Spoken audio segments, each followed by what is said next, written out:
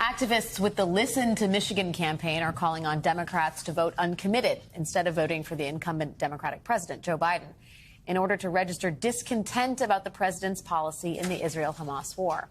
Heading into tonight, Listen to Michigan was hoping to garner at least 10,000 uncommitted votes, roughly Donald Trump's margin of victory in 2016 against Hillary Clinton. Right now, they are at over 20,000 votes. That is almost 16% of the vote across the state. Listen to Michigan now expects they will even receive a delegate to send to the Democratic convention in Chicago this summer.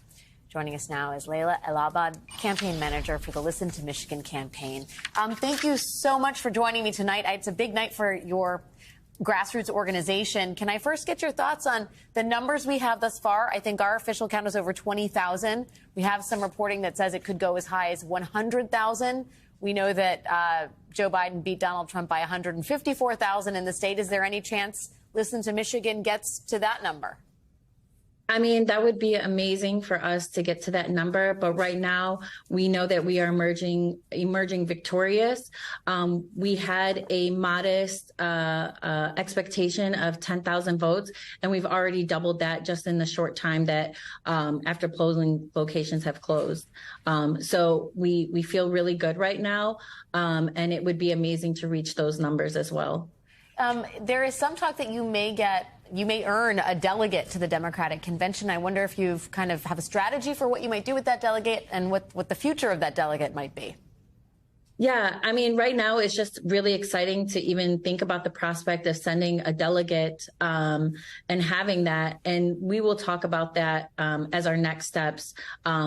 Right now, we are celebrating this victory, and you know the Palestinians are in our hearts and prayers right now, and we know that we are doing this in order to have a permanent ceasefire and put pressure on Joe Biden to change course now.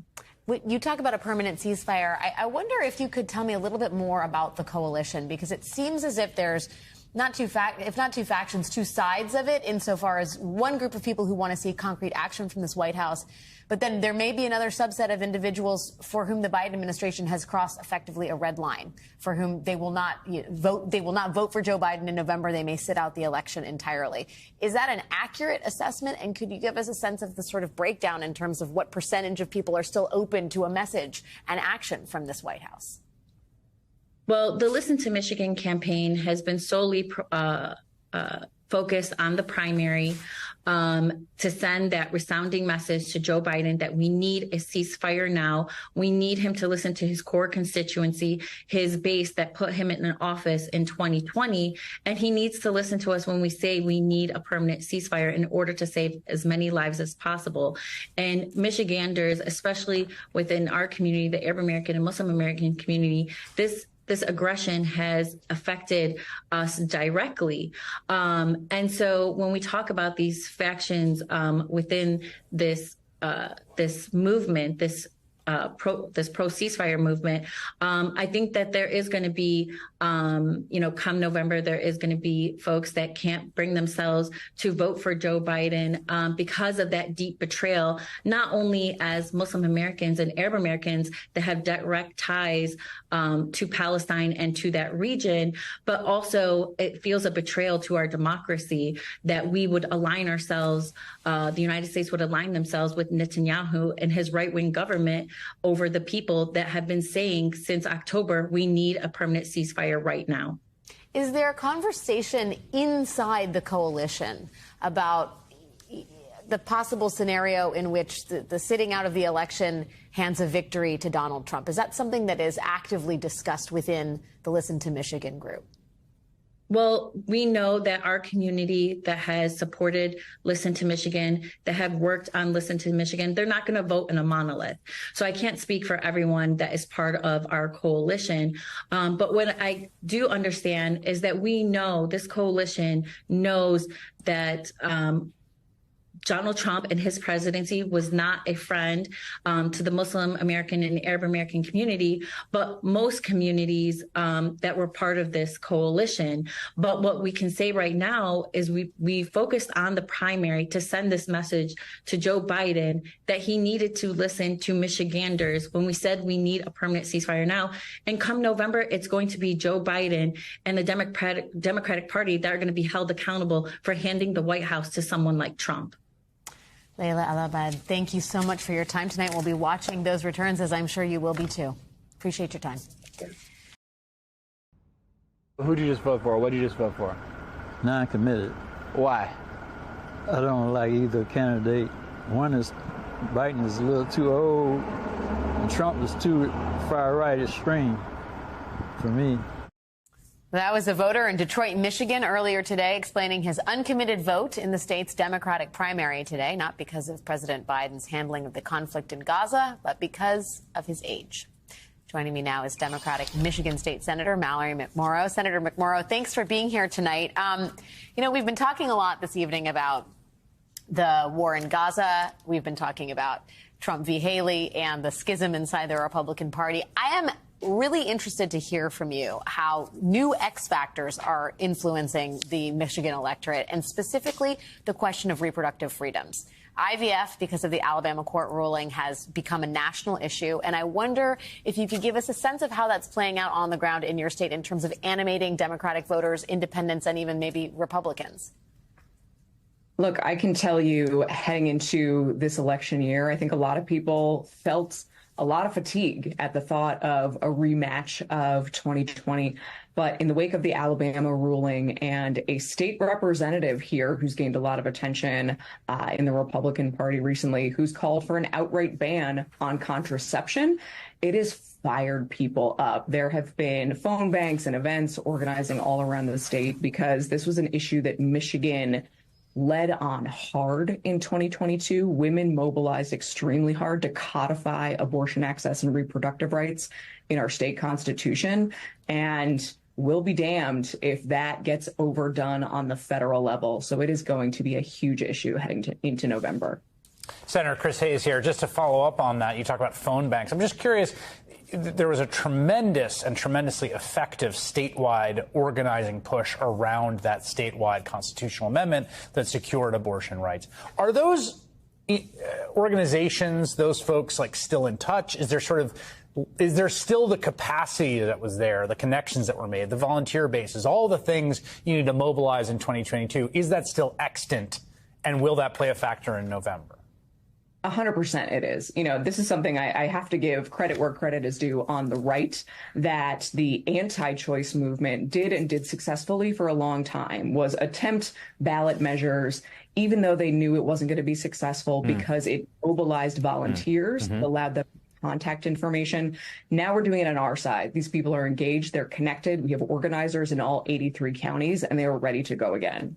I want to ask just a little bit about how the prosecutions of Donald Trump are playing out in a state like Michigan, where you have an attorney general who's actively pursuing fake electors who tried to interfere with the results of the 2020 campaign, where there was a plot to assassinate the governor of your state, where there's a strong militia presence. I mean, does that animate the Republican side as equally as it does the Democratic side? Can you talk just a little bit about how that all plays out in terms of the internal Michigan politics? It's interesting because the Republican side is going through a bit of an identity crisis right now. There are two competing state GOP parties and potentially two competing conventions. There was a court case playing out just today to decide which convention is the actual GOP convention. And it is this schism of people who will willingly fall in line behind Donald Trump, despite the fact that, yes, there was a plot to kidnap and potentially kill the governor. I was on the Senate floor below men in carrying AR-15s in full tactical gear. And most Michiganders just want to move on. But it's really hard to let go of the allure for some people of Donald Trump, who demands nothing but 100% loyalty. Can you talk to us real quick about the young people of Michigan, which makes me sound like very much an old person. But as we get this vote in for uncommitted, there's a sizable portion of young voters in the Ann Arbor area and Ypsilanti who are voting uncommitted as a sort of sign of either mistrust or distaste for the incumbent president. And I wonder how much of an issue you think that is in terms of the general election, potentially in November. How much President Biden needs to shore up support with Michigan's young? You know, I was just at the University of Michigan last week giving a talk to young people there. And I think there was a real fear that I had. This kept me up at night, that young people were just going to stay home this election. So the fact that we do have people turning out and making their voices heard. There's a long time between now and November. I know that the administration has worked hard well before this primary to reach out and connect, particularly on the issue of the war between Israel and Gaza right now, what we're seeing happen. Hopefully the news of a brokered ceasefire comes to fruition. But, you know, engaging young people, in my mind, in Michigan is a great thing. That is exercising your right to vote now. That's going to pave a path to November that we desperately need. Michigan State Senator Mallory McMorrow, great to have you on the program. Thank you so much for the insight. Really appreciate it. Thank you. I think it's so invaluable hearing from the people who actually understand, first of all, what she was saying about the infrastructure that has been built up completely in and around the question of reproductive freedom. I mean, when you talk about what the whole ball game might be actually in November, could be IVF, could be abortion, could be the sort of freedom of bodily autonomy. And I also think that the last point she made, I think, is actually a really important one. And I hadn't thought of it this way. And I think there's something to be said for the way the Listen to Michigan campaign has gone about this, which is, there's some folks that are, have run a campaign called Abandon Biden, which is like, it's done, it's over, whatever. The perspective of Listen to Michigan is that these are people who have real complaints. They're substantive complaints. They disagree with the president's policy. How do we engage them in such a way that keeps them in an active political dialogue and actively politically involved, building towards something, as opposed to feeling completely alienated, rejected? And her point there of, look, active is better than inactive. Invested is better than alienated and diffident, I think is actually a really important one for thinking about what the next 5 or 6 months into November look like. And a good sign for representative democracy. Completely. Right? That's what it should be. We believe that's right. that we can see change if we just speak loudly enough. All right. We're going to have more of our continuing special coverage of the Michigan Democratic primary coming up. Stay with us. Absolutely. We voted uncommitted today, again, to put that pressure on the current administration to call for a ceasefire so that we can see peace and, just peace around the world and no more death. And so that's our goal.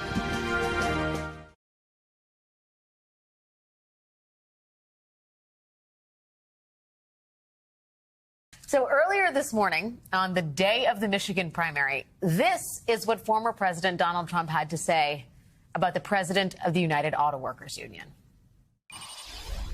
And the auto workers, I love the auto workers, and I think they're going to vote for me, even though the head of the union was just absolutely so stupid. That would be the Republican presidential candidate, Donald Trump, calling the president of the UAW, Shawn Fain, stupid on the day of the Michigan primary. Almost 13% of workers in Michigan are union members. That is 3 points higher than the national average. Union workers in the state are expected to lean left this evening, especially after President Biden's concerted efforts to strengthen that support. He received the UAW endorsement in January. He joined a UAW picket line outside Detroit last September, and he has passed legislation that created 30 new clean energy projects in Michigan, along with a threefold increase in private manufacturing construction. Tonight, we're going to see if all that work from T. Biden has paid off at the ballot box. Joining us now is Josh Marshall, founder and editor-in-chief of Talking Points Memo. Josh, thanks for being here tonight. What's the strategy behind calling the president of the UAW stupid on the night of the Michigan primary? Is there one, do you think? I wouldn't say there's much of one. That's just pure Trump, right? Kind of, if you don't like Trump, you're stupid and an idiot and a loser and all that kind of stuff. I have to imagine that Trump is going to be playing to whatever dissident vote there is within the UAW. So it's not he's not really playing for that audience, but I don't think it's strategy. I think it's personality. That's who he is. That's who Trump is. It's just when you look at the number of things that Biden has done for the labor movement on whole, for union workers in the state of Michigan, it's astounding. We were talking to Debbie Stabenow, the senator, earlier this evening, and Mallory McMorrow, and they sound really bullish on Biden's chances in the state, notwithstanding the very legitimate concerns that are being aired this evening with the uncommitted vote. But just his economic record, the work he has done to champion labor rights, workers' wages, what he's done on the economy writ large. When you look at the sum total of all of this, do you think the narrative of Trump's sort of cultural pull on the white working class may be grinding to a halt in a state like Michigan? I'm not sure it's grinding to a halt. That's, he definitely, that's a certain kind of hold he has. It tends to be elements of the white working class that are not unionized. Mm-hmm. There's a whole literature about the change in that vote over the last half century that is about the decline of unions, the rise of other ways that, the sort of the cultural and social life of white working class voters exists when there's no longer a strong union presence. So that's different to a significant extent in Michigan. I think Democrats have reason to be fairly bullish about Michigan. I saw a comment a few days ago that, they don't have a chance without a radical different policy in the Middle East. The race is about tied with maybe a very slight lean toward Trump right now. So, Michigan is always going to be close. It's certainly Biden's record is a dramatically different one than certainly Clinton had in the 90s, and even to a great extent that Barack Obama had, a decade ago, even though obviously Obama rightly got a lot of credit for basically saving the auto industry. For unions, his union organizing and labor movement, his record was more mixed. So Biden has gone all in on this issue. That's not just about Michigan. That's something that really informs his whole policy, across everything the administration does. So I think, that will have a positive effect. But, Michigan is always close. And I think, what we seem to be seeing with this uncommitted vote tonight is, enough for uncommitted to feel good about their result, but also Biden doing well enough to not feel like he's caught out or something. So I think overall for the Democratic Party, this is a pretty good result out of tonight. So, I think they have reason to be bullish. When you look at the sort of the lines in the sand, as it were, Josh, when it comes to the Republican side of the aisle, Nikki Haley not doing as well as she did in previous primaries, Donald Trump seemingly consolidating support. What's your expectation for the Republican race? My expectation for the Republican race as of a year ago was that Donald Trump was 100% the nominee. I've never had any question about that. I do think that out of Iowa, New Hampshire, and even into South Carolina, there was that fairly consistent 40% of basically no's. And look, Nikki Haley's basically a placeholder candidate. She's consolidating the Republicans and Republican-leaning independents who just aren't ready to get on board with Donald Trump again. That doesn't mean most of them won't vote for him eventually in November, but this is certainly a better result than Donald Trump got in the first few contests. And I would say he's, should be happy about, a little happier about that than he's been about, the results in the first 3 or 4 contests. Maybe he can lay off calling the UAW president stupid next time. He might do even better. Josh Marshall. Yeah, might do even better.